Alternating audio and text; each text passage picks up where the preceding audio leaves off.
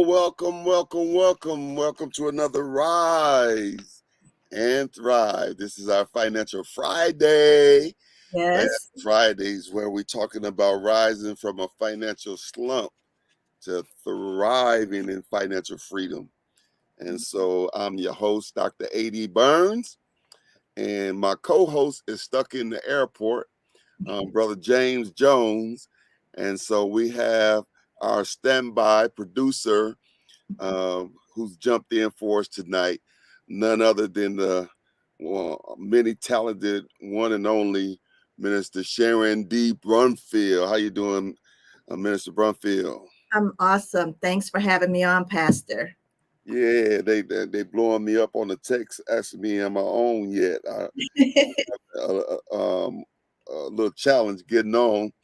And so I'm excited about the Financial Friday.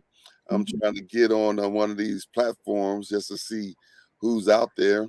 We're on several different platforms now, and so it's kind of kind of challenging. I'm gonna have to give me some multiple screens. Yes. Yeah, I used to see Apostle Hilliard when he came on, he would do that, and he would have the multiple screens.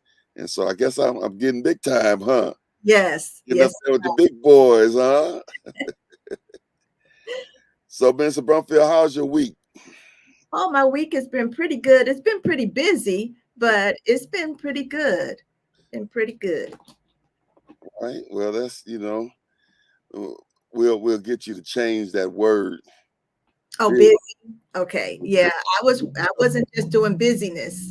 Yeah. So you were productive. Productive. It's been a productive week. Yes. Yeah. Yeah. Well, this is around the Kingdom Growth time for me. Okay, there it is. I finally found it. Got it on. This is around the Kingdom Growth time for me, and Mm-hmm. so it's been very, very productive, but it's nonstop along with all my other duties. And this year I have triple and quadruple duties going on, and so I'm excited about that. Well, listen, Financial Fridays was designed as a part of a 90-day challenge, and then it was so productive from the fact that people were being helped by it and being educated financially that we kept going. And I don't even know how long we've been going along. I have to find out one day so we could know, you know, how long it's been going on. But it's been very, very beneficial. And even myself, I say personally, I've learned so much on our Financial Fridays. I have adjusted the way I spend my money. I even delayed some different things I wanted to do. I'm still struggling when it comes to vehicle because I like cars, and my birthday is coming up, and you know it's almost like a tradition on my milestone birthdays. I gotta have a vehicle, and so but Financial Fridays has reshaped my thinking, and it has caused me now to be more purposeful when it comes to my spending. And so, what would you say as far as how Financial Fridays have or have not impacted your life? Well, taking the nuggets, so especially with the savings and not spending and putting it in a different place, I've really been working on that. So if I usually go and get whatever, I'm in the store and I'm going to get some banana pudding. Well, I don't do that anymore. But so now I'm making sure that I take that money, not let it just sit in the account, but put it into those few stocks that I bought. So, I'm nickel and diming those stocks. And so I started off with a certain amount. And so every week or so, I'm putting some more money on those so that I can get them, Okay, into a higher place. all right. Now, I used to, this is a sidebar. I used to think that they were forgetting to put the O, and when they say good evening, Lady B said good evening, great people, but she said God evening, great Yeah. people. And I'm starting to see that. So I said they're doing that on purpose, right? Well, listen, going back to what you were saying, one thing now I want you to I want you to know is that Warren Buffett, you know Warren Buffett? Hmm. Warren Buffett is, I'm sure, a billionaire. Warren Buffett made most of his money, I believe, in the beginning on penny stocks. Wow. And so when I was hearing you talking about your few stocks, don't don't downplay that because you know you know he made millions on penny stocks, and that's one of the things that we have really tried to press hard on Financial Fridays is small adjustments. But even when we talk about small adjustments don't mean small return. You know, Hmm. small adjustments is really what makes maximum returns. Hmm. And so that's one of the challenges that I have, and I'm excited and encouraged that you have stepped off into that arena, and that is the money that I save. Make sure that I put that to the side, Hmm. and I know that's important because you know if you don't do that, it'll get let's face it, money is going to come and money is going to go. Right. And so whether you spend that money on all your bills or you spend that money on some of your bills and you save some, either way, money comes and goes. It does. And so a lot of times what people will do is they'll be so focused on bills that they feel like they can't put money aside, but they don't realize that money goes anyway. Anyway. And so even after you pay all your bills, there's still some more. They're gonna come back again next month, right? Yeah. Exactly. And so one of the challenges that I have is actually doing what you're saying you're doing, Hmm. and that is, being conscious of the money that I'm saving, and then taking that money that I saved and give it an assignment, Right. and put it purposely over somewhere that it can begin to work for me or do something or get set up for something. So how does that make you feel when you're able to do that? And now when you first started out before Financial Friday, um, were you doing that? No. Okay. And so when we first started talking about it on Financial Fridays, were you able to do that right away? I didn't do it right away. Okay. And, I and so and so I was hoping you would say that, because people need to understand that it is a process, Mhm. for whatever reason. But Mhm. then now that you are doing that, how does it make you feel? I'm excited about it because I see it growing. Okay. So, like I said, I started off, I bought two stocks, and I think I started them with $10 each. Okay. So I just said, okay, I'm gonna do this. I'm gonna take this $20 and I'm gonna buy two. And then the next week, I think I put $2 on it. Then I put another $2 on it. So eventually I'll get it to the place where it actually the stock cost it there eventually, little by little, instead of me saying, oh, I can't do it because I don't have the full $125 to buy one stock. Hmm. But eventually I'm gonna get there Okay. because as I have increased, I can add a little bit more on there. And it's not money that's taking away from where it was supposed to go. I would have bought that anyway. I would have bought the banana pudding, or I would have bought the candy, or I would have bought it anyway. So I might as well put it somewhere where it's really beneficial for me. And that's the thing that we got to get in our minds, because that money is going to go somewhere. And a lot of times I think it's because, we talked about this several times throughout Financial Friday. One of the biggest goals is changing our mindset about things, how we perceive things. Because a lot of times I think people perceive, it's just $20. I can't do nothing with it. So, Mhm. and then they'll just let it go. Right. But if you take that and you times that times, how many times do you go to the store in a month? You know, you take whatever that number is. six times, and you times it times 20, there's a stock right there. Right there. You know what I mean? And Mhm. then and you continue to do that over the course of months. I mean, you'll be amazed. One of the things that James often says, when you start saving and putting money aside, that money will grow real fast. And so when you begin to really see that thing moving, the other temptation is to leave it alone. Mm. Yeah. Sometimes when you say $20, oh, I can leave that parked over there. But when Mhm. it be $2,000 over there, you know what I mean? Then you'd be I like, could just get this. I yeah, could just get this. yeah, yeah. But that's good though, because it's really about financial literacy. It's really about training ourselves so that we can begin to really understand that we can be empowered. Lady B said, "That's good, Minister Brumfield. I think I may do that. I thought you had to have the stock cost to open particular stocks." And so, see there, Mhm.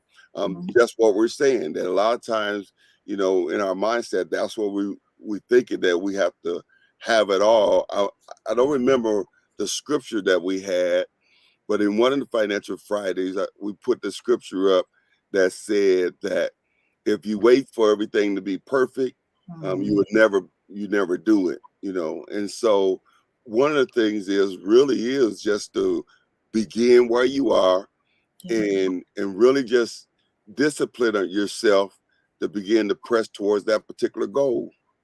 Right. Now, I think many times when it comes to certain cultures, or certain people, you know,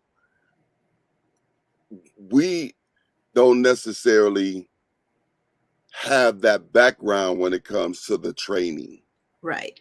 You know, I really admire James for how he trains his girls. How Mhm. he's training them how to be able to analyze things, and how to understand cost, and how to be able to navigate. Many of us, when we grew up, we didn't have that, Right. and we're in a place now where I think that it's very important that financial training and literacy become a rite of passage for our children and our grandchildren. Exactly. I was sharing with my boys that they should start with their children. If their kids want a bike or something, give them a job. Say, okay, you make up your bed every day, and I'm gonna give you $1, and it's gonna take you 30 days, Mhm. to save up enough, and then you buy the bike.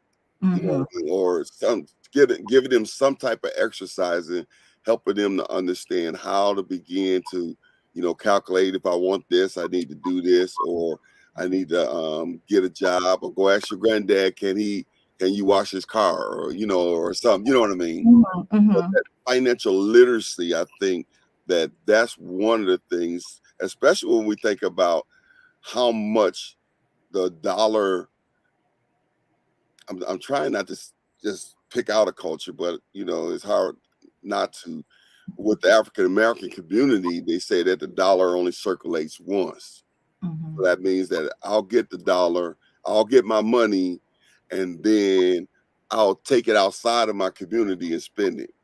Okay. Where in other communities, their dollars circulate multiple times before it leaves their community. You know, and I Mhm. know sometimes it's challenging to do when if you don't have good customer service, and your product is, but most of the time it's really just a lack of education.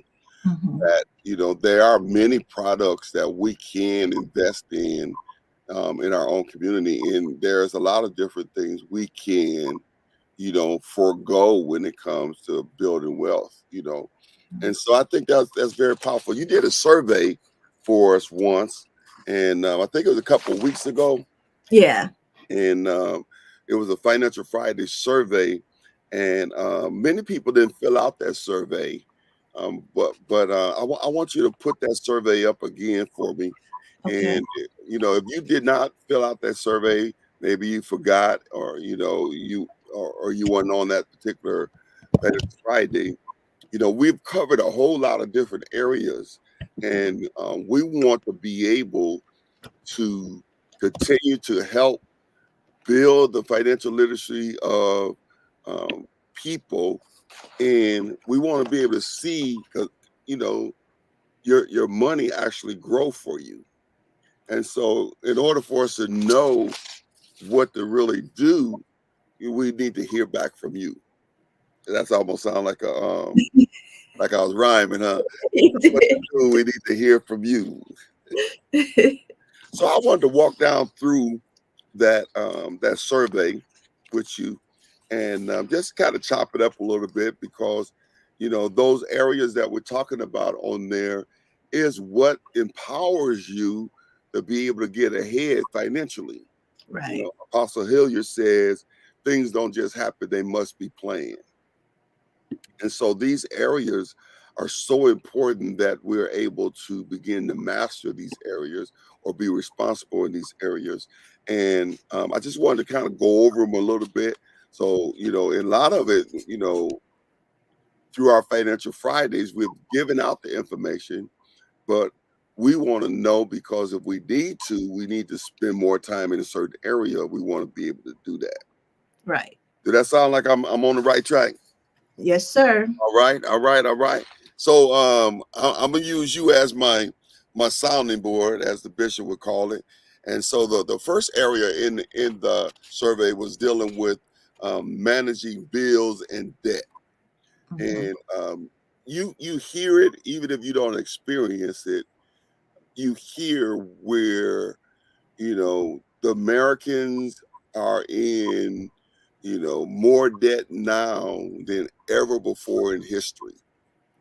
And when you think about being in debt, a lot of them get overwhelmed, and if they're not careful, they'll begin to allow their debt and stuff to affect their credit rating, Mhm. not being able to pay. And so when it comes to debt, one of the biggest things is being able to plan your spending. And so when you talked about, looking at what you were spending going in the store, and then you talked about taking what you saved and putting it over there, it Mhm. sounds like you're planning your spending, that you are not just spending it just to be spending it. And even when you go and buy your banana pudding, you know, yeah, you could do without it, but it wasn't like you went and bought a bag of potato chips, or maybe, I don't know. And you know what I mean? As far as, there are sometimes we can spend money, like go to the service station to get some gas and then go in and spend $20 on chips and cakes and stuff like that. Mhm. But I'm saying, when you start thinking that way and you start practicing taking that money and putting it over there, do you find yourself looking at other things that you may have debt wise or bills, and being more conscious of setting money aside, or looking and managing your money based on what's coming up, as far as your bills and debt? Does that make sense? Yeah, that makes sense. So, looking at an overall budget, when I do it, I'm basing it. I am married, so it's two of us on this budget. However, for me, what I bring in from my business is what I'm budgeting. That's what I'm talking about. So that's the money I'm taking it, and I'm making sure that I put that in the stock. I'm making sure that I'm paying all the things that I need to pay. And so yes, I am looking forward, and I'm um, doing projections. Like, okay, I'm gonna have to do something else because I need to increase this income if this is going to grow. So I'm constantly doing projections throughout the month. Okay, I need to sell this many things. I need to have this many clients. I need to do this so that I can keep up with this budget that I've created. Does Okay. that answer? Yeah. Oh yeah, yeah. And we had another scripture we looked at that said that we're supposed to always be aware of the stake of our herd, or our business. Mhm. And so And that's really how you do it. I've done that for years. I've learned how to do it through church when it comes to, you know, uh, being able to calculate what I need for whatever I need, whether it's, a projector or a sound system or whatever the case may be, Mhm. is being able to look and say and see, okay, this is what I need.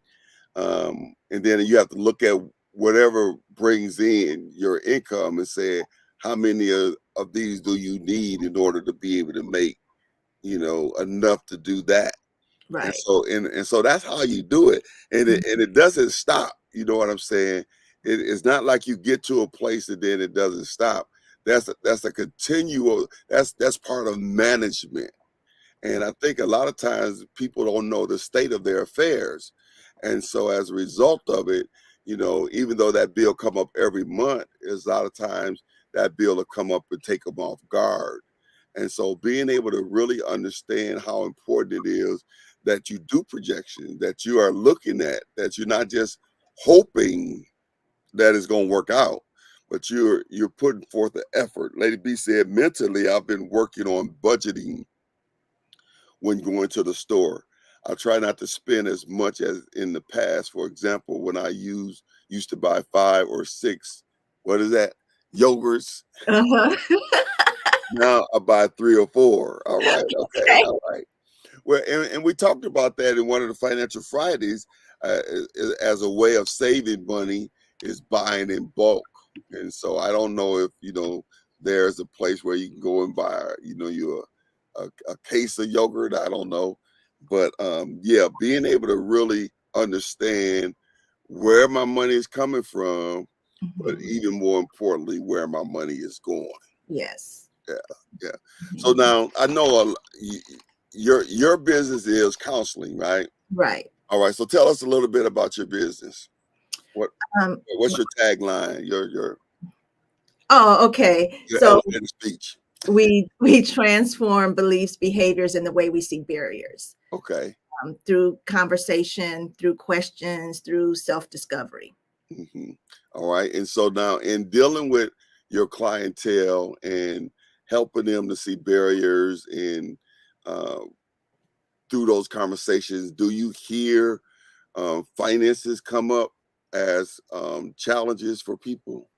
Exactly. Yes, because usually it's how they grew up, is what they saw their parents do. And so breaking that cycle, like, no, you don't have to do it that way. Let's think through that. How else can you do that? How, thinking of lack as if that's the norm. No, lack is not the norm. It's the opposite of of what we should have, you know. Yeah. But helping them to understand that sometimes it's a little difficult because that's all they saw mhm, was, well, that's all I know is lack. I don't even have the capacity to believe that I can live differently than I am right now. Yeah. Yeah. Yeah. And that's exactly where we're going, or what we're talking about when it comes to um, um, financial literacy as a rite of passage, Mm. as a thing that, we talk about leaving our children a legacy. We talk about leaving our children an inheritance. You know, with that being said, one of the things that's probably more important is that living legacy when it comes to actually really training them or helping them to really see beyond what they have experienced. Right. And a lot of times, if you don't have that type of exposure, that's why going to a Bible teaching church is important.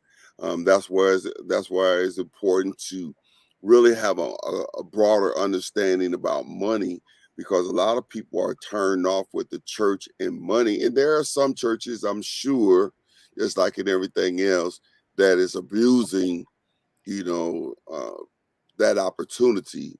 Uh, Right. However, you can't erase that out of the Bible.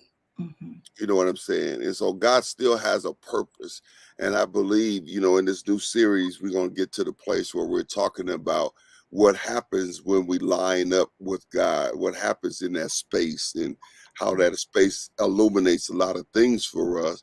And it's in that space that we're really able to do the things that the Bible tells us to do. But a Mhm. lot of times we're trying to do what the Bible says that we can do, but we're trying to do it opposite of the Bible. Right, You right. know, like you have in the world, you have this thing going around now where people are saying, I love God, I want God, but I don't want church. You know what I mean? And that's like an oxymoron kind of thing because it was God that invented church. Church was God's idea. You know, it wasn't man's idea. Right. And in God's word, He says that we should not forsake going to church. And so you can't want God but then be disobedient or reject His word. You know what I mean? Exactly. I just want to interject real quick and say you jumped right in with this new series, Pastor, the culture shift. I cannot wait for the next downloads and segments of this, because that one illustration that you did with the problems, Hmm. and you went and picked up that Bible and it bounced right off of those problems. Not that the word is not powerful, but that we put those problems in a place where they shouldn't be, in Yeah. God's place, Hmm. and they overtake everything else around us. I was like, that was so good. Oh, That was a great illustration. And no, he did not pay me to say that. It okay. was a great illustration.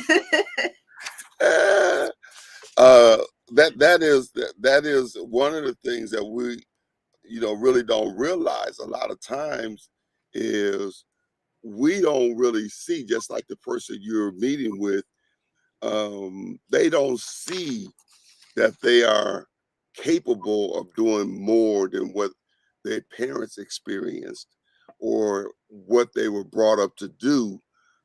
And we have supporting scriptures for that as well. He talks about when the sower went out to sow, and he sowed on the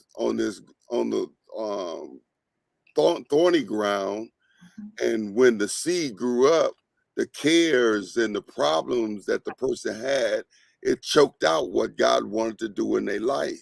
Yeah. And the other scripture talks about how we should get entangled with the affairs of the world. And so there's different supporting scriptures for that. But most of the time we don't realize that we're living below our potential, because a lot of times we're comparing ourselves to either our families or how we grew up or the environment that we were in. Yeah. And so financial literacy, when it comes to wealth, when it comes to being able to have cash flow, is a mindset. Is really re-educating ourselves on what we have the ability to do. Because I remember when I got, you know, my parents did the best that they knew how to do, and so I don't, throw no rocks at them or anything like that. Mhm. I think about when I got my job out of high school. I got recruited from MATC. I went to MATC to learn how to build.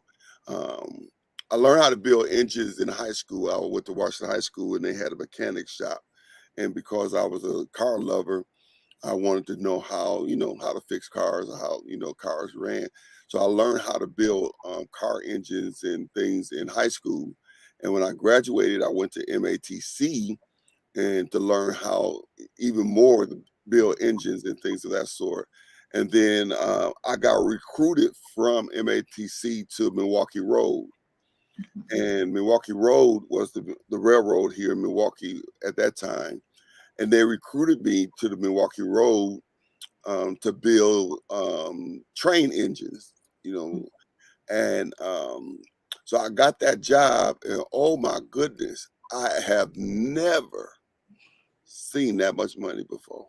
Okay. I mean, I was making serious money. It was crazy money that I was making. And but I didn't have that understanding of money. Right. Later on, I felt bad because I could have helped my mother, I could have helped my grandfather, and still had plenty of money left over. but because I didn't have a financial education, a lot of that money, most of that money just blew through my hands. And I Okay. worked there probably 18, I think about 18 years I worked there. And, you know, I didn't, you know, I blew it, you know. Mm. And so I'm saying that even if you have access to the money, if you don't have the right mindset, if you don't have the right education when it comes to financial literacy, even though you have access to the money, Right. you'll still blow it. Yeah.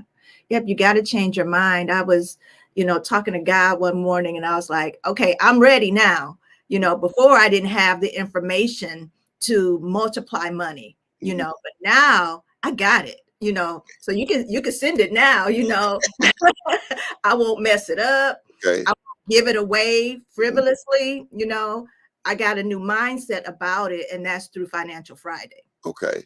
Yeah. And I think as we begin to understand that, is one of the things that can really measure where we are.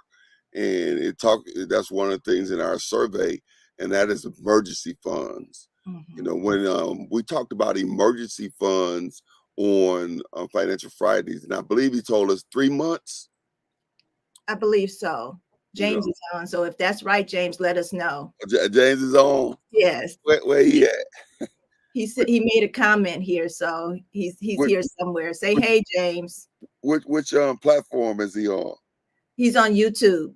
Oh, he's on YouTube. Hmm. Um, is it any way to bring him in? Let's see. Pushing I it. can send him. Let's see what he said. He said, "Yes, I'm here." So let's see. If I send you the link, just click the link, James. Click the link that I sent you so you can tune in. So you Okay. can come on. Yeah, and so if it, let's say it's 3 months, and then I looked and I was embarrassed, because I didn't have 3 months, Mhm. saved away, Right. you know, and it was like wow, and so I knew then that I'm going to really have to adjust how I spend money because when I do my taxes at the end of the year, you know, I don't know where it all be coming from. You know what I mean? But it ain't no chump change, boy. Don't be no chump change. I'd be like, man, and that's always something that challenges me. And when I do my taxes, because that's the real proof right there that I actually had that much money to come through my hands.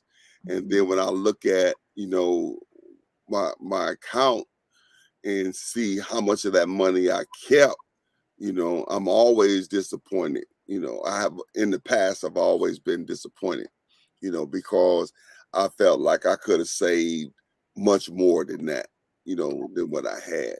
Mhm. And so being able to understand that we don't have to spend everything that we have and that we can purposely build wealth.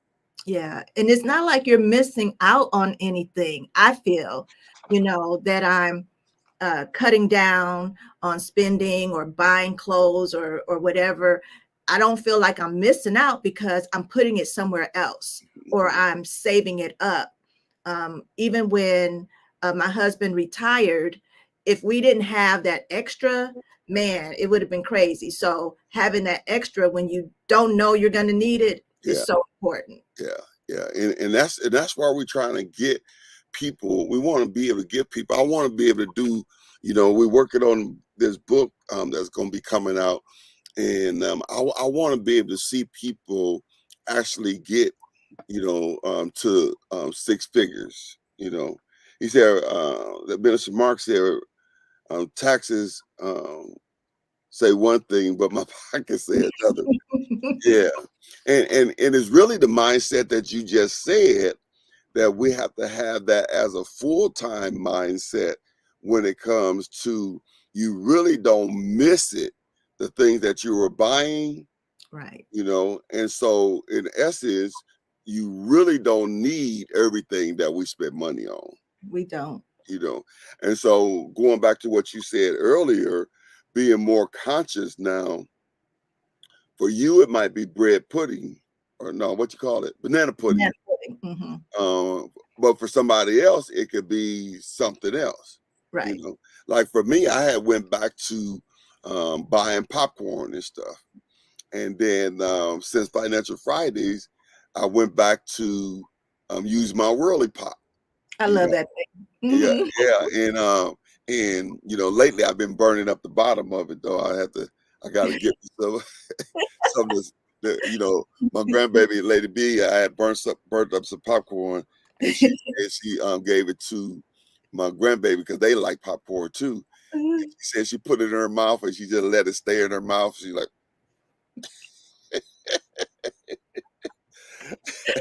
so, so I told Lady B because the bottom is burnt. I tried to scratch it off, but I ordered me some stuff that hopefully gonna help me get the bottom back out. Okay. Cooking it up too high, having it up too high, trying to cook it too fast. Yeah. You know, the movie is on, so I have to, you know what I mean. But I'm saying um, that has saved me a lot of money, you know, because I buy the jar of popcorn and a jar, and then I even got me some of that movie theater Yeah. salt, you know, and some cheddar cheese, Yeah. white cheddar, and then did you ever try that spritz? I never had spritz. What is that? They got it's like butter in a spray can, like a aerosol can, and it's Oh, called spritz. You know, don't y'all put spritz on y'all hair? yeah. It's like a, yeah, it's called spritz to hold it in, hold it So, together. so they got butter. So you get your popcorn, you spray it with the spritz, and you pop it up, and then make it all glistery like it is in the movie. Anyway, you have to have a napkin on your hand after you finish with all that. But okay, we done got off subject now. We Yeah. And I use avocado oil just so it can be a little bit more healthy. But okay. yeah, spritz it up. All right, I'm gonna have to switch on that one. But the point that we're saying is that's one of the ways that we could increase our savings is if we can begin to find different ways to downsize our spending. And Yes. so a lot of times what we don't realize is my mother used to say it all the time, but what you would spend on just buying you some chicken wings or something, you could buy the whole chicken and cut it up yourself, Yes. you know, Exactly. versus buying it cut up. A lot of times we're spending money for convenience. Mm-hmm. And so as a result of it being convenient, it costs us more. And so if we would begin to look at the things that we're spending money on and then find ways to do it differently, it might mean a little extra labor on our part. But in most cases, when you're preparing it, it's healthier anyway. It is. When you buy it already pre-prepared, they have to put in, you know, certain preservatives that help it to Yeah. have a longer shelf life. Mm-hmm. Exactly. Is James still on? Did he comment? He said he made a couple more comments. I just talked to him on YouTube and said, "Are you coming on?" Okay, I Click that know he link. was having challenges with his air flight. Mhm. His flight got delayed, and he was in the airport, and so he may still be in the airport, and so managing bills and dealing with the debt. We talked about that. We talked about the emergency fund, and as you said, how how it just helped when it comes. You didn't use these words, but pretty much you were saying it kept the anxiety down because you Mhm. had that cushion there, Right. and you didn't have to go into a panic or anything because you had money put up on the side. And a lot of times, if we're not careful, when we have when things come up, when you don't have money on the side, it can cause your anxiety to rise up, or Mhm. it could put you in a place of desperation. You Yes. know, and desperation to cause you to go to them loan sharks. Okay. You know, it's my money and I want it now. Are they still around? I'm Do they sure they are. still? Because when you do those kind of things, the interest that you're paying on that is just ridiculous. Yeah. So let's talk about credit repair. We talked about, the importance of having credit, and we talked about there are several products that you can get with certain levels of credit. And I know I might be mixing a little bit up from our workshops, our entrepreneur workshops that we've had. Mhm. But one of the things that really helped us was that 0% interest credit cards. Okay. Getting a 0% interest credit card and paying off the credit cards, and then paying the same amount of money that we were paying before. And because you're not paying interest, it's knocking it down. Right. So now we're looking at paying off one of the vehicles that same way. And so when we talk about credit and credit repair, what is your thoughts on the importance of us maintaining a decent credit score? Okay. I'm gonna let James on real quick, and then Okay, there he is. Yes, how y'all doing? Took me a while to get here. Took me a while to get here. You back in Milwaukee? Yes, yes, I Oh, am. okay. I could tell the Saints to stop praying because I had them praying for you. You was in. I told them you stuck in the airport. Oh yeah, I was definitely stuck in the airport. The good part was I was able to get on a bus and make my way to a location to get on. That's why I was chiming in like, "Hey guys, yep, what you saying is right." also you were on the bus. Yes, I went from a plane that Uh, not the service. It was just the plane got delayed for instead of me being home by 6, the plane got delayed to 7:30, and that's takeoff, not even arrival. Okay. So I was like, hey, y'all got a bus? Yep, bus, $36. I can do that. So, uh, yeah, I could get a rental car. The rental car was about $200, or a bus was $38. I chose the bus. Yeah. There you go. Yeah. You can sit back and you can do some work on there, or you can go to sleep, or yeah. Yeah. Yeah, but I mean, remember, just like Financial Fridays, just because you have the money to spend, it doesn't mean you have to spend it. It just means that you have that option if Okay. it comes down to it. Yeah. So, yes.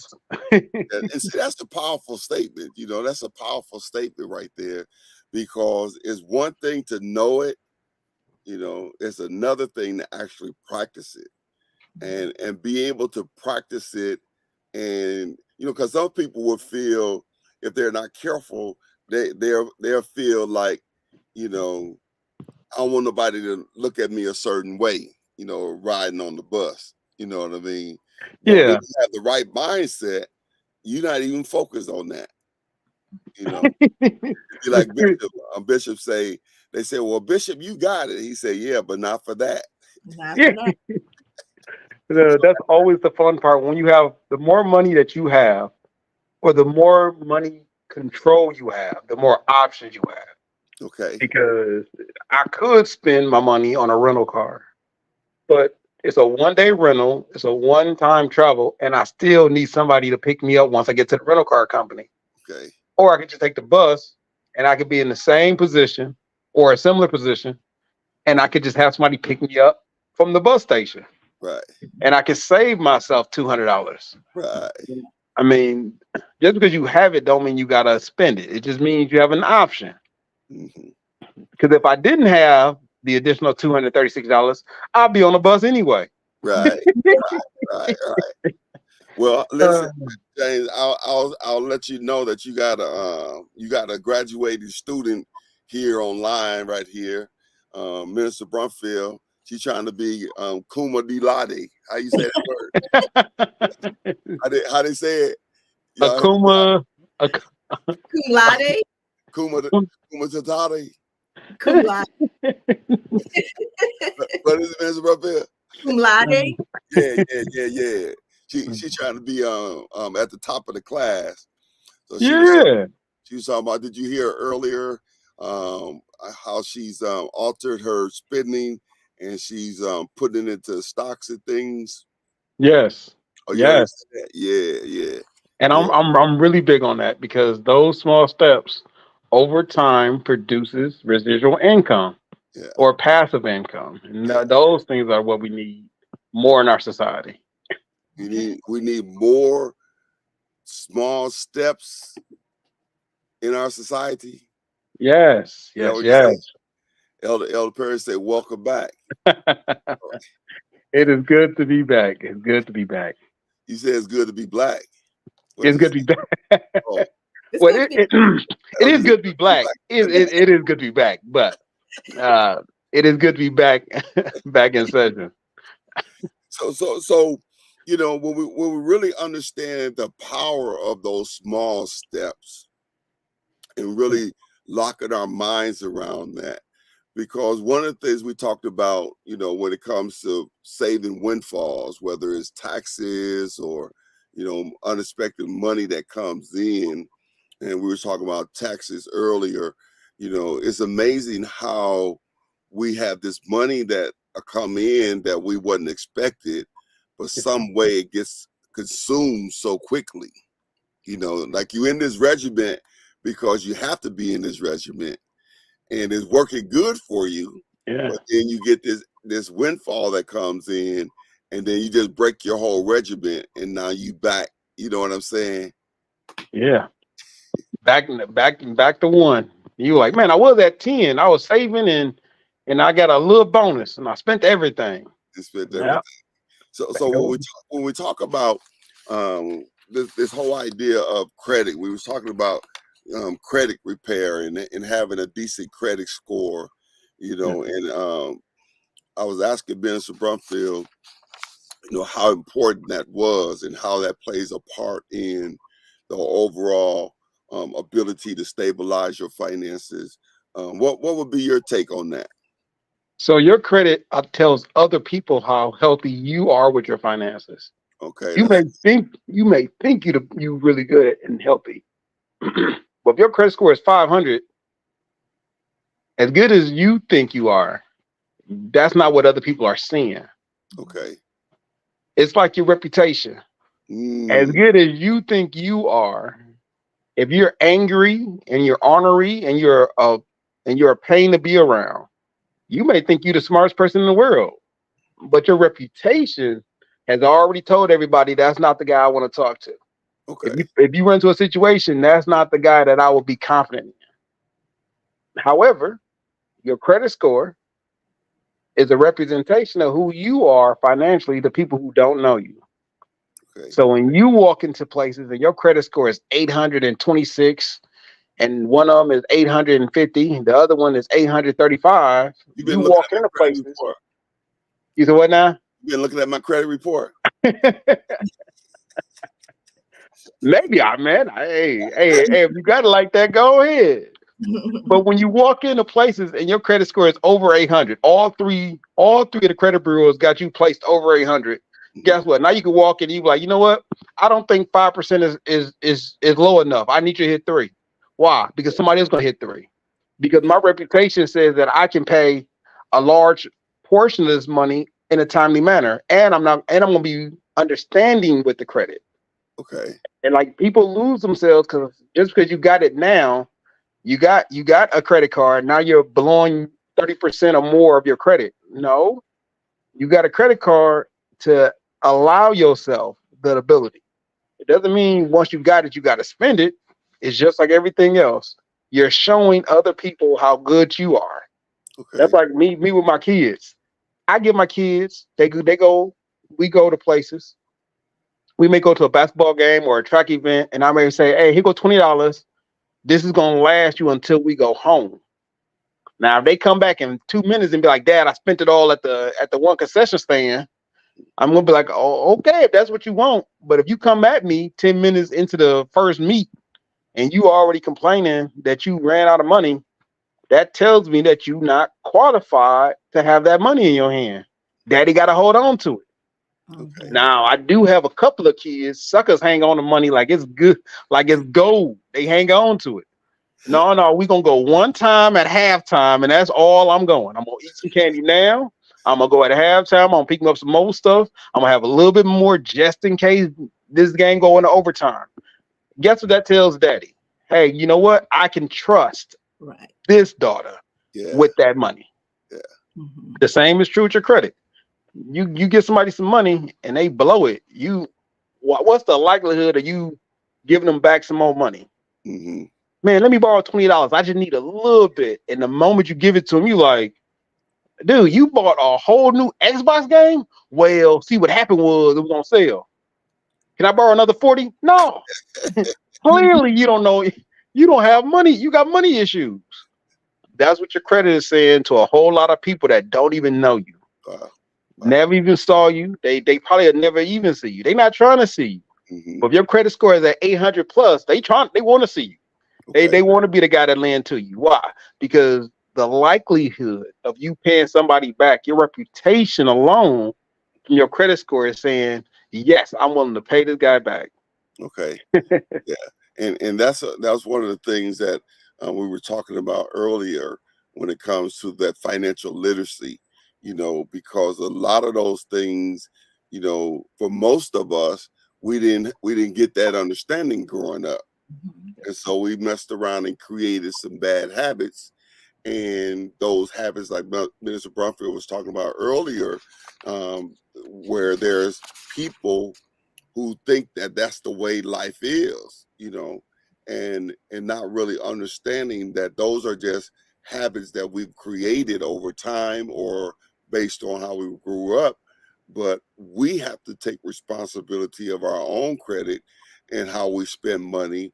And we have to start, like you said, in small increments, turning that thing in our favor. Yeah. Yeah.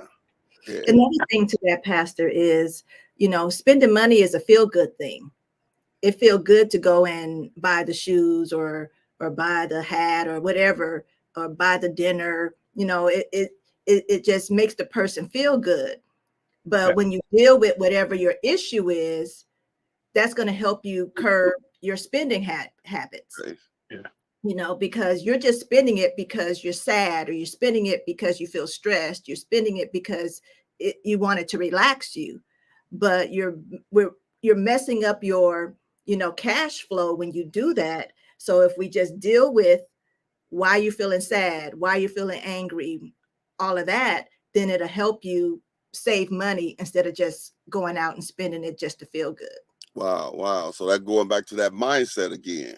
Mm-hmm. Because if in our minds we perceive spending money as the antidote for whatever we're going through, then if we don't renew our mind or redefine, how to deal with whatever that situation is, then we become our worst enemy, so to say.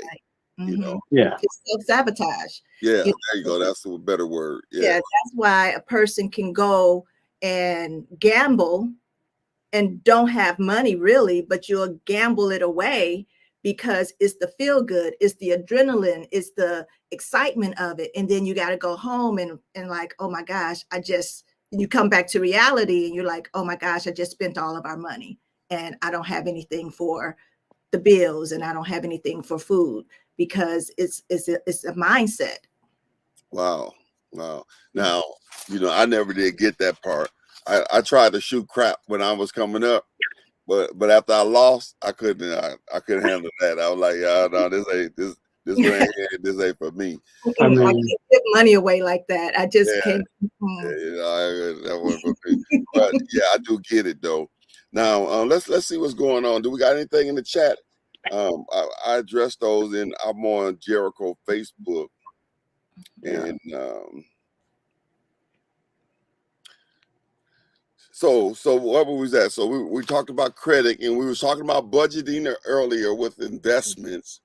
And so we were really just going through some of the things that we've already covered, trying to reiterate the importance of it. And I was excited to hear Minister Brumfield testimony of how she's been able to start putting that money aside that she's been saving, and how she's been giving that money assignment with the stocks. And so I was excited to hear that. And I'm not going to give my report. I'm not going to turn in my midterms yet. I ain't gonna say what you know. Oh Um, my goodness. uh, Okay, I think that's great though. And uh, that's great news. If you when you start putting your financial understanding and well being in a position that you can completely and successfully build on, that's one of the biggest things, even for the American dream or just for the culture's dream. yeah. Everybody wants to be able to help somebody. Not that we may or may not, it's just having the ability. And I think that's what opened up so many doors for so many people is when we start having the ability to do things. And one of the things that now, Ms. Brumfield, she didn't say this, but it was an undertone that I heard, not necessarily from her, but when she talked about, in essence, when you are, she said, in her words, she was like, okay, now that I got a better understanding of finances and now that I know what to do with them, she was like, okay, now you can bring it on. Now I'm ready for it now, and getting to that place, it takes, adjustments and discipline and learning. But now that you're at that place, how do you accelerate that, that that process? You know what I mean? Because now you ready for it. You know what to do with it. You ain't gonna spend it. You ain't gonna throw it away. You value it. You got a good understanding, a good foundation of how to handle it. But now you know you ain't gonna play the lottery and hit it, and in most cases ain't nobody gonna walk up to you and give it to you. So Yeah. how do you, now that you educated yourself and that you discipline yourself and you're starting to make the right choices, now how do you get to that place? I guess you got to wait for the book, huh? Yeah, yeah. I was gonna say I got some stuff for you. I got some stuff, but All right, we're ready for this book. Okay, we are ready. The students are ready. I, I, oh, I said after Mother's Day I was gonna take some time off and finish it, because it's got real fat. You know, it doubled the size of what James sent it to me. oh. It done double that size. The So crazy part is I'm still working. What I sent you and what I came back and started working on. I'm like, dude, it's so much more stuff that I would like to add in. I'm like, but I got to get the book done. The goal was to get the book done right, because I can always have a part two. Hey y'all, let's dig right. into Have it. a Let's second edition. yeah. You have a different companion book or something all together with that. All right. So going back to that, without her having the book, how what are some ways that she could begin to, and Lady B say she ready, you know, and because because what they're saying is they've been following our principles, Yeah, that they've been learning on Financial Fridays. They put it into practice. They're seeing it working now, and they've changed their way of doing things. And so now they feel like, okay, they're in this position now. Okay, now I'm ready to make this thing do what it do. yeah. So, and until the book come out, which they're gonna boycott us if we don't hurry up.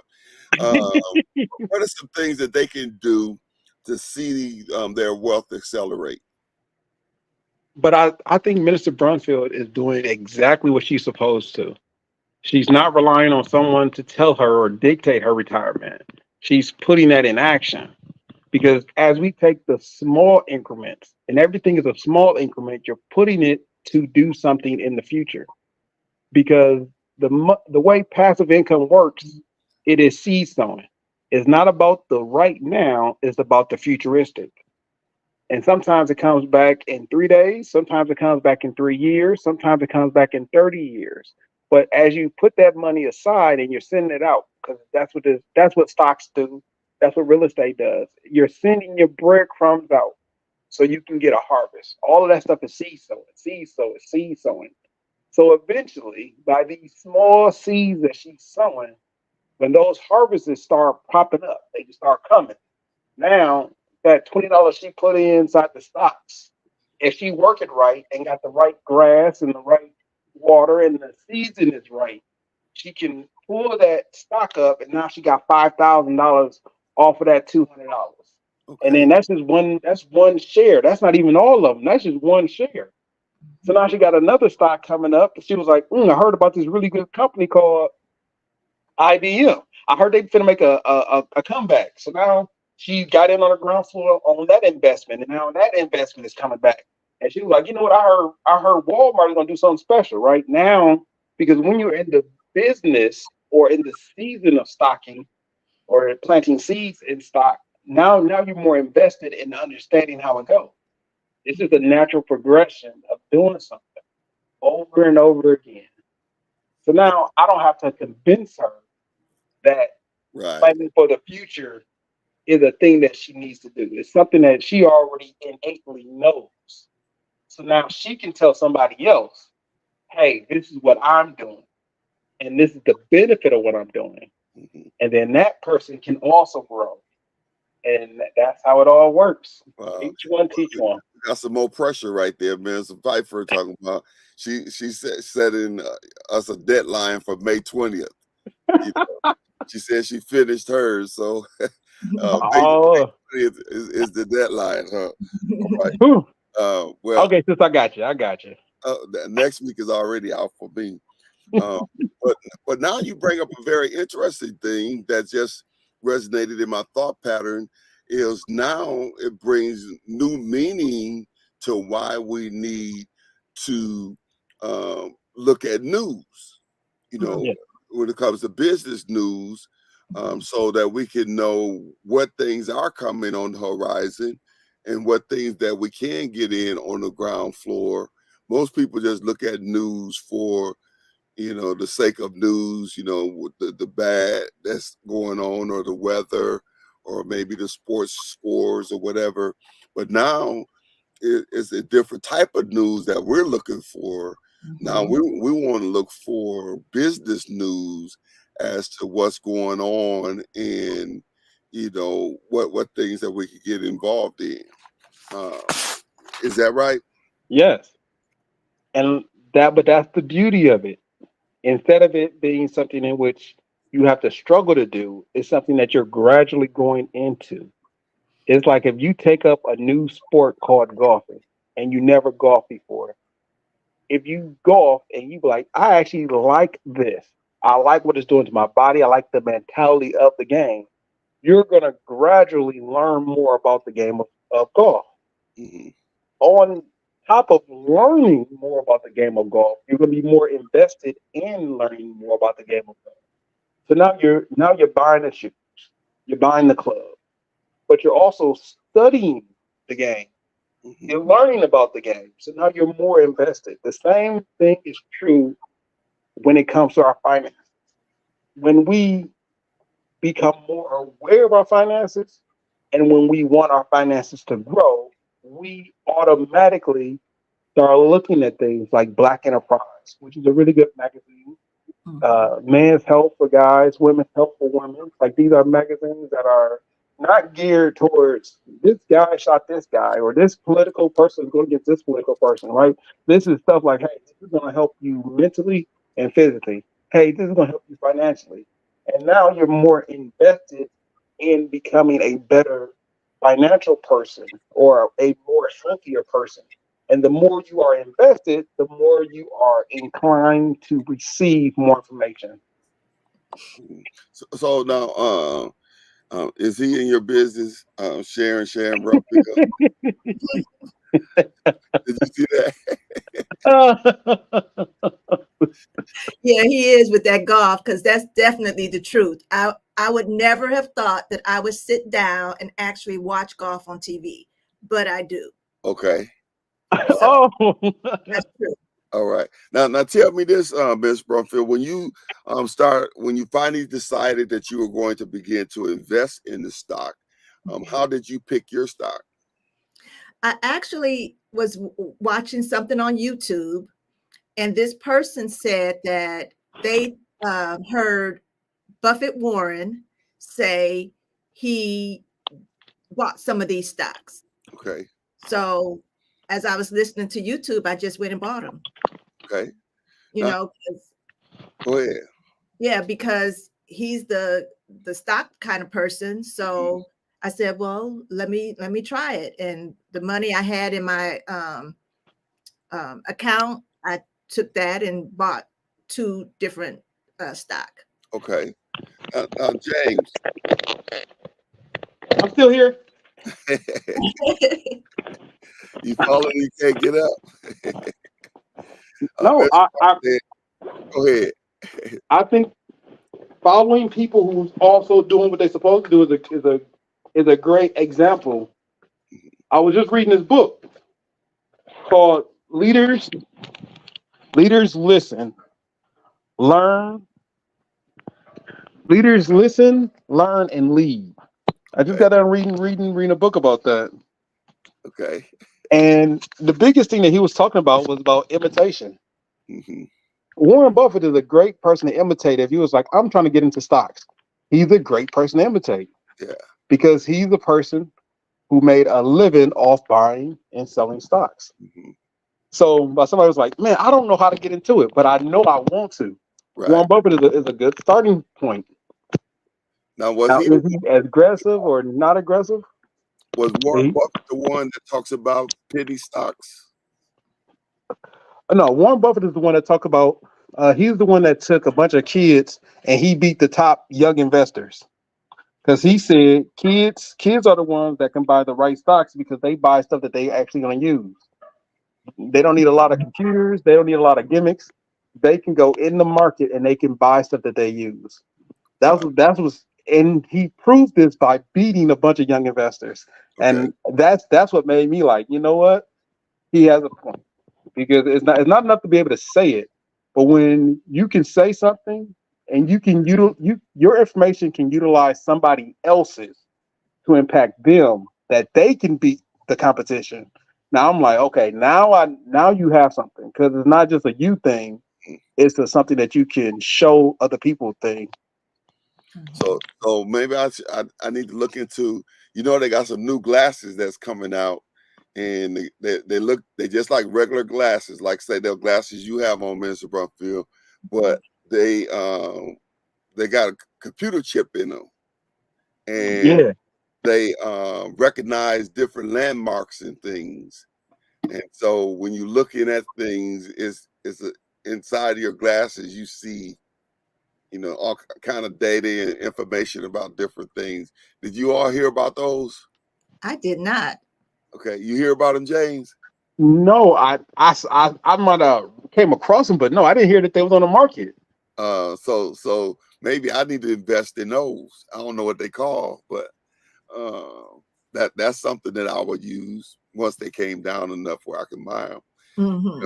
Okay, get Minister in on the Mark, ground floor.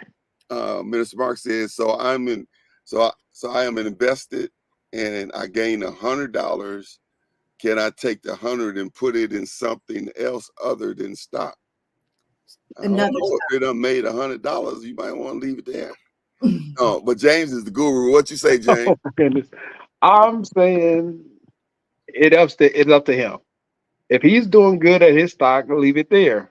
But sometimes the market may be shifting and you may have good advice. Like, hey, I know this new glassware is coming up. And I put these glasses on and I can see all the landmarks. He may want to shift that money from one that's doing good for the potential of one that's going to be making a lot more. Mm, It's like this new video game with these VR headsets that some people got. When it first came out, you got the Wii, you got right. PlayStation, you Mhm, got Xbox. Hopefully, I got them all. And they got like the Switch and all the other new games. right. But then something came out that allowed not just children and adults, but it was almost exclusive. You put the headset on, you put your glasses in, you got little remotes, and then it became a phenomenon. It was on TikTok, it's on YouTube. It became a phenomenon. And that company blew up. So now almost everyone offers a VR experience Mhm, because of that. Now imagine if you was on the ground floor of that VR experience, the yeah. ground floor. Mhm, The next thing that came out, shouts out. I'm gonna give a quick shout out to one of my guys who's a really good techie.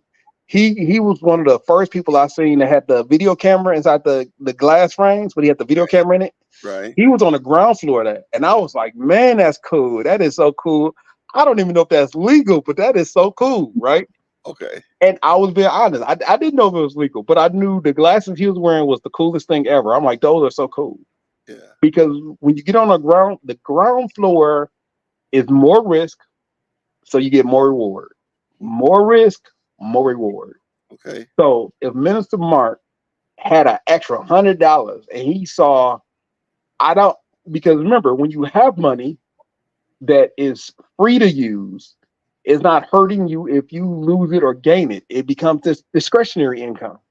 So now he has an extra $100 and he said, I know I can get another $100 over here, or I can utilize this 100 and try it over here. So I just new investment. So that's why I say it is up to what he's heard. Okay. Hopefully he's not gonna get in and say, I'm gonna put it inside Burger King, because I heard that they not doing that well. Mr. Brocker, I saw you nodding your head as he was talking about uh, switching the stock and putting it in other stock, as though you know something about that. You have an experience there? Yeah. So, but one thing you need to be careful of when you do that is taxes. So if you're selling stock, you've got to, it's some way you got to tell your accountant, because they need to incorporate that in your taxes. Okay. So, when you're dabbling in this, you got to get information. I learned because I didn't know, and I learned later when my accountant told me, no, you got to put this on here and you got to pay for these different forms for me to do this, blah, blah, blah. But yes, during the pandemic, I was buying and selling like crazy because of the different, like Moderna and stuff like that, all of those different things. I would make, $100 here. I would take that and then I would put it over here on whatever the other thing was. And so I didn't continue it though. Had I continued it, I could be sitting real pretty right now, which I still am. But yeah, you can do that. You just got to know the tax parts of that, because that's income that you're getting. Yeah. Okay. And so you gotta be aware of that. So when if he's making this money, he made this $100 on this stock. If that was profit from the interest or whatever, and now he want to cash that out to put it somewhere else, then you saying that there's a tax liability attached with that stock. You know what Yes, you're saying, once you James? sell it, yeah. Yeah. Okay. I think the form is a 1099. I think it's a 1099. But you get issued that typically from whoever you're doing your transactions through. They typically send it to you at the end of the year because they want to cover themselves too. Remember, when you're sending money on a platform, that platform is also being charged a fee to do all that work for you. So they typically send everything to you. I don't remember having to look for one. I know at the end of the year, around January 15th, they send them all out. Yeah, they did send it to me, but it's the accountant, when they're doing their taxes, there's different forms they got to fill out. Different things, like I don't know, I'm not an accountant, so I don't know the verbiage for it, but I'm just putting that out there. Taxes are in everything. So you got to be careful when you're doing stuff that you don't know, because you'll get caught up later and you'll be, you'll find out later. Yeah, you do have a point in that. But I think it's the withdrawal or of the.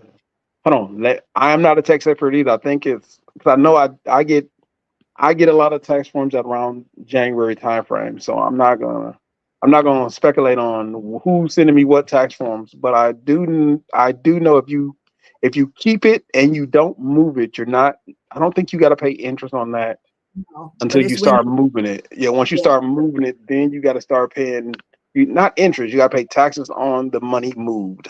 Okay. Yes. Right. Well, listen, that time has went so fast, man. We got 1 minute left. Wow. Well, listen, before we go off, let me just talk a little bit about the Kingdom Growth Conference. We have a Kingdom Growth Conference. It's been going on now for about 22 years. And it's coming up May 8th through the 11th. And it's two conferences in one. The Kingdom Growth Conference started 22 years ago. And then at some point, we added a youth young adult conference to that. And so now we have two conferences going on at one time. It's incredible. And on May 8th and the 10th at 6 o'clock, there's classes. You can go on mkekgc.org on the website and you can see the schedule on there. But there's classes. We this year we have clergy classes start at 1:10 and end at 4:20. Wednesday, Thursday, and Friday, and we have some incredible speakers. And then on at 6 o'clock, we have the young adults and the youth and associate ministers and the laity. And that's all the regular church people, leaders, and all of that. So that starts at 6 o'clock. For the laity and the clergy is $30. It's $25 if you register 10 or more. And then for the youth and young adults is $15. And if you bring two people that registers, no, it's not two people. It's whoever brings the most people at the end of the week, you get a gift certificate. And I think it's like, I don't know if it's $50 or $25. It's the money. So you want to be a part of it. And each night at 7 o'clock is going to be worship on the I'll call it the adult side. I don't know what to call it. And then it's going to be worship on the youth and young adult side. So there's going to be two worship services going on at the same time, all at one location. So we're going to host it, Jericho Church Without Walls, 8086 North 76th Street. We're going to be the host. And the conference has been put on. It was 17 different churches came together to form the Kingdom Growth Conference.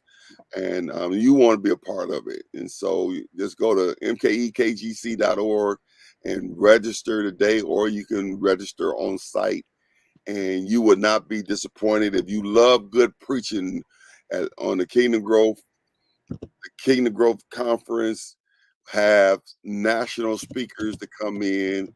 So you have the best of the best when it comes to preaching and teaching. And then our youth, young adult is going to be local teachers, and they have a small groups and different things of that sort. And the worship is always incredible. It's always incredible. And to see the young people get transformed, and it's just an incredible thing to see. And so you want to be a part of the Milwaukee Kingdom Growth Conference. And so go to the website, mkekgc.org. And the conference schedule is on there, and some different flyers is on our Facebook page. And you want to be a part of the Kingdom Growth Conference. All right. Well, listen, James, thank you for your cameo appearance. Oh, you're welcome. When you got big money like that, you traveling all over the world. Where were you at? I was in Louisville, Kentucky. You was in Louisville, Kentucky. All right. Yes. Let me see. Is that Joe Louis? No. Muhammad Ali. Muhammad Ali. Yeah. Right, yeah. You knew it was a boxer. Yeah. I think Detroit is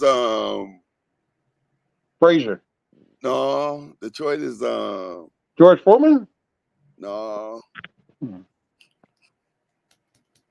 Maybe Joe Louis. They got that big old fence in the street over there in Detroit. Anyway, we way past. Anyways, the time is 8:33, so we 3 minutes over. Well, listen, what will be your closing comments? I think we had a good time today. Would y'all say so? Oh yeah. Yeah, Mr. Brumfield didn't say nothing. I said, oh yeah. Mr. Pfeiffer said Hearns, Tommy Hearn. There you go. I The don't know if that's hitman. his fist or not. Y'all don't ever see that fist in Detroit? It's like downtown. Uh, is it downtown? Yeah, they got that big old fist in the middle of the street. Okay, anyway. But look at Joe Tim Lewis. say you were in Loserville. Oh man, that is cold. So Detroit is Joe Lewis. So Joe Lewis is Detroit. So Oh. that's his fist in the streets of Detroit. Oh wait, what you call it Loserville? What's going on with St. Louis? Don't say that. I got some friends in St. Louis. Well, listen, we are. What's closing comments, Minister Brumfield? Ladies first. I would say take some nuggets that you've learned and apply them. Start with one. Just do one continuously, do one, and then start another one so that you can start to see, this information that we're getting is so useful and is so helpful. So if you haven't started anything yet, get one thing and start it. Okay. And don't forget to go in the chat there and hit that link and fill out that survey for us so that we can know what types of things you want us to teach on and talk on. And you just go to that link and hit that survey and fill out that survey so that we can keep it fresh. James, what's your closing comments? Remember. Small increments. Small increments will get you to where you need to go. 26-mile journey, or what that, the marathon, the biggest marathon you can ever think of, always starts with the first step. So always remember, start where you are and make those small adjustments. All right. Well, very good, very good. I always say consistency wins the race. When I think about the rabbit and the turtle, and how the rabbit was fast and zipping around, and the turtle was slow, but he was consistent. And then he caught the rabbit snoozing and won the race. So consistency, be consistent. Well, God bless you all. Thank you again for tuning in to Rise and Thrive. And we pray that as you put the information to work in your life, you'll see yourself rising from that financial slump and you'll begin to thrive in financial freedom. God bless you all. Thank you for tuning in. Look forward to seeing you on next week, Friday. Oh, yeah. Friday. Be blessed.